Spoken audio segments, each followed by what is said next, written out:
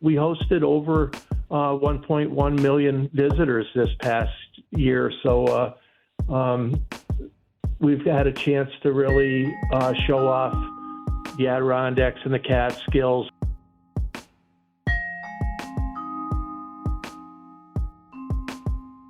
Hi there, it's WAMC News Director Ian Pickus. And on this episode of the WAMC News Podcast, The Inside View from New York's Olympic Regional Development Authority.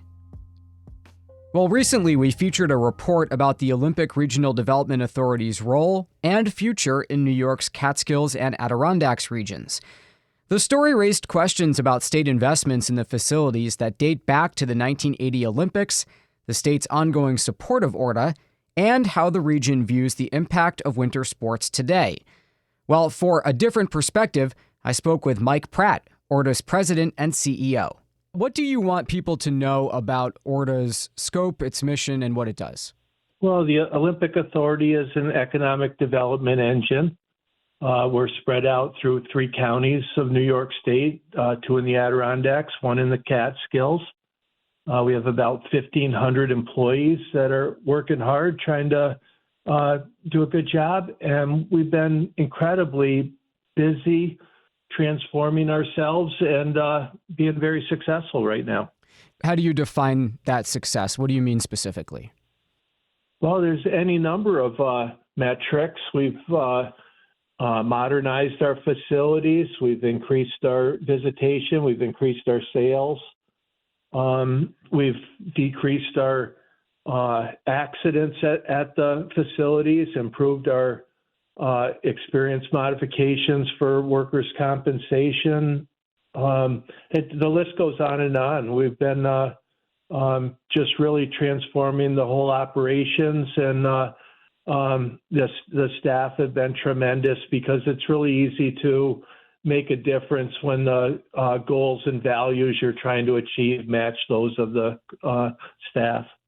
Why is it important to keep these facilities going, in your view?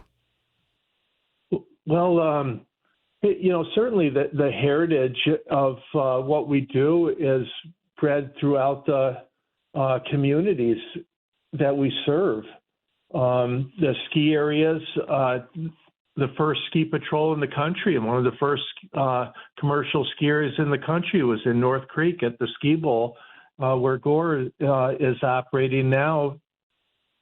The first chairlift in New York was installed at Bel Air Mountain, and certainly Whiteface, home of the 1980 Olympics, and greatest vertical in the East, is powerful. In Lake Placid, the Olympic facilities are all 2-time Olympic hosts dating back to the 1932 Olympics and the first international competitions in 1921. And our transformations have made them all relevant in sport. They've made them all year-round facilities and in demand.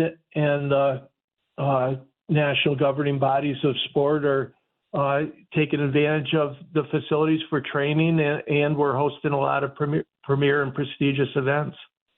Can you explain or break down the balance between the facilities being used by athletes and the role of spectators in some of these sports?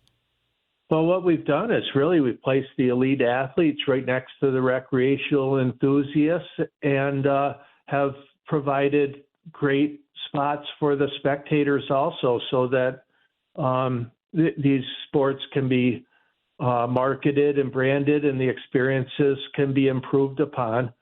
The evolution of sports, where cross-country skiing, for instance, is now made to be watched and made for TV and made for spectators by having smaller courses that have more laps on them, so that the visual impact is very profound and exciting.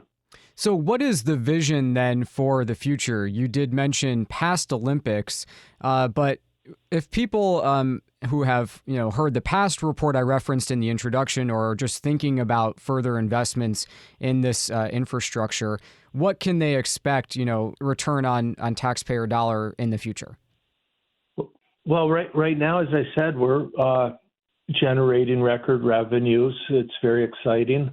We're putting that revenue right back into the operation, and we're hosting some very prestigious events. Our revenue typically comes from the recreational enthusiasts at the ski areas, as well as public skating and different operations. We also operate the Conference Center in Lake Placid, the Olympic Museum in Lake Placid, and we operate the Veterans Memorial Highway at Whiteface. So a lot of opportunities to show off what we do and provide great experiences for the customers. Is, in your view, a Winter Olympics that includes these facilities in the future on the table? Well, right now it's not on the schedule, but certainly we do have some great prestigious events on the schedule. We're hosting a World Cup for luge in December.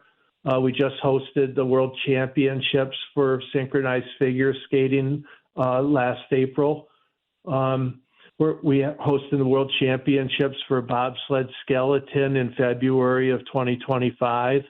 And we're hosting the first biathlon World Cups in Lake Placid in about 25 years in 2026. So a lot of great prestigious events that are coming back because of these facilities. And we've had the United States national teams take advantage of this. So we're hosting the national teams for biathlon right now, as well as some of the Nordic athletes. Bobsled skeleton are in Lake Placid right now, as are luge. So a lot of training is going on and getting ready for the event season. Let's talk for a minute about the World University Games. Would you say they were a success? Were they what you were hoping for? They were a tremendous success. We had hosted 86 different events, and the field of play was just outstanding for every single sport, whether it was on ice or on snow. We didn't have a single controversy with results, timing, and scoring. And what made this even more impressive was that right after it, the Super Bowl came on, and the sod was falling apart when the players stepped on the logo in the center of the field. They were slipping, and then there was a controversial penalty right at the end of the game. So I just thought that our staff did a tremendous job preparing the fields of play and having the systems in place for the results, timing, and scoring. And, we had some really elite athletes. We got some tremendous airtime across the world, and a lot of inquiries for more events and more opportunities for training.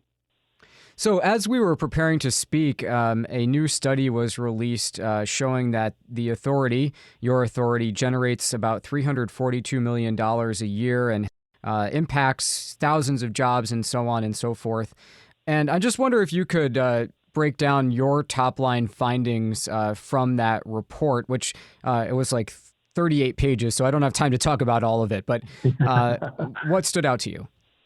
But yeah, you hit the nail right on the head, Ian. The annual economic impact that the authority and our guests are providing is closing in on $342 million a year.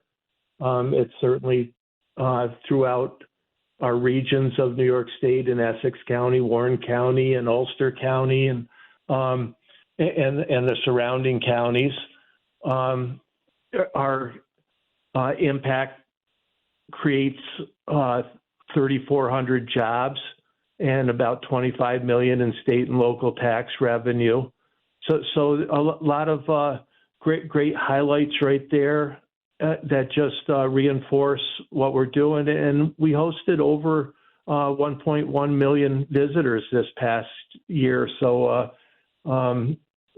we've had a chance to really show off the Adirondacks and the Catskills, our sports in New York State, to a lot of different people. And there's a nice demographic map of the United States just showing where the guests came from. And it's really spread out all over the country where they're coming from to take advantage of our operations.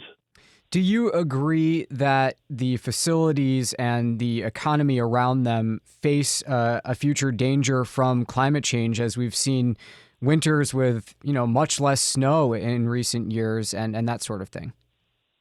Climate change is a real threat, and that's why we've been focused for many years on sustainability, improving our efficiencies in our operations, and we have some tremendously efficient infrastructure. We have a tremendous amount of infrastructure at all our facilities, from electrical distribution lines and transformers to the water and wastewater systems, but the snowmaking systems and the refrigeration systems for the ice facilities. It's a lot of infrastructure, and it is very efficient, and we're taking care of it well. Let me go to another subject. There was some conjecture about locals within the Lake Placid Village, local businesses feeling they did not get the economic impact they were maybe hoping for from the World University Games. Can you speak to the relationship between the authority and the facilities and then the localities? Yeah, we have a great relationship with locals, local businesses and municipalities. In the Lake Placid Olympic region was the first regional LEED Gold for community in 2019. And we partnered with the Lake Placid Central School, the Village of Lake Placid, and the town of North Elba to acquire that designation. And it was the Olympic Authority's efforts at Gore Mountain and Whiteface Mountain that allowed us to satisfy the regional requirements. And right now we're looking to expand that region to include the township of Wilmington also. So when you heard that people and business owners felt they didn't get exactly what they wanted out of an event like that, what was your reaction? It was certainly disappointing, but I think it was the way the question was asked too. If they had asked if they had a good month of February, they would have probably said it was a record month. Our events right after the World University Games, we hosted the biggest event we've hosted since the 1980 Olympics, which was the World Cup ski jump, where we had close to 7,500 people on Saturday and Sunday at the ski jumps watching the first World Cup in North America in over 21 years. And, this was very exciting. People came from as far away as Las Vegas to watch this event. And right after that, we hosted the NCAA National Championships for Alpine and Nordic skiing, then the ECAC Division I Men's Hockey Championships, and then the World Championships for synchronized figure skating in Lake Placid. So if there was a disappointment for a couple days, it was certainly turned around very quickly by the next few events. My colleague's story also raised the question of continued state support for the authority. And everything in Albany is subject to, political whims and who's in office at the time. I wonder if you could address that question. Well, certainly, as I said, we are in the economic development portfolio of New York State. We do, as this report that was just released today emphasizes, have a tremendous economic impact for New York State and our regions.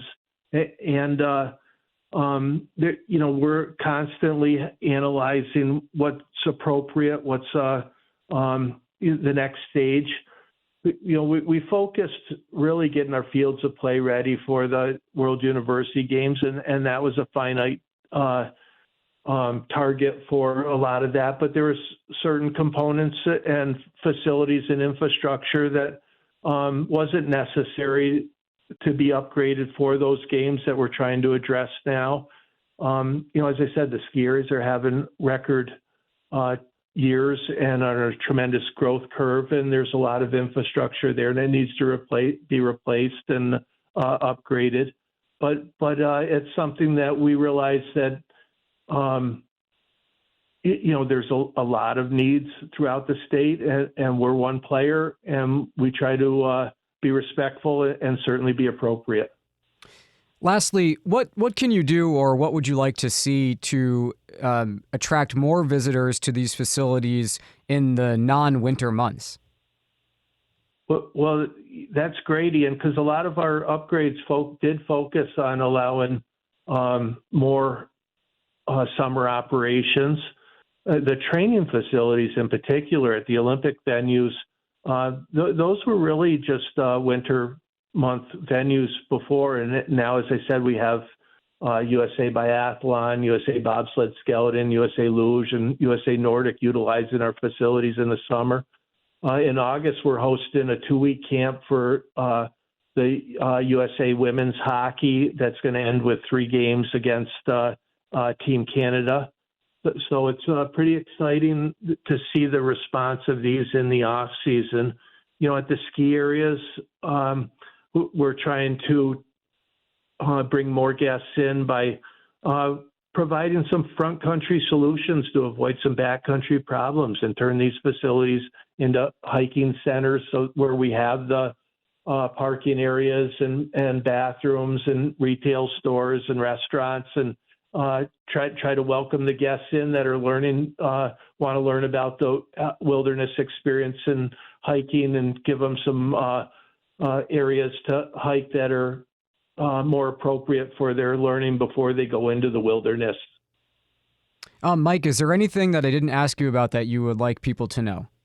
The Olympic facilities in particular went 40 years with no upgrades, and now we've transformed those into some modern facilities. Our finance department had their offices in a locker room in the 1980 rink, and now we've turned that locker space back over to the programs to use. So I think this whole transformation has enhanced the experience for the users, for the spectators, for the staff. That they've just been great with following through and embracing the challenges, working right through a pandemic. We did all this without missing an operating season, and we are on a tremendous growth curve. Mike Pratt is the president and CEO of the Olympic Regional Development Authority in New York State. Mike, thank you very much for taking the time to speak with us. Okay, Ian, thank you very much for having me. Okay, that does it for this episode of the WAMC News Podcast. Thanks so much for listening. Until next time, I'm Ian Pickus.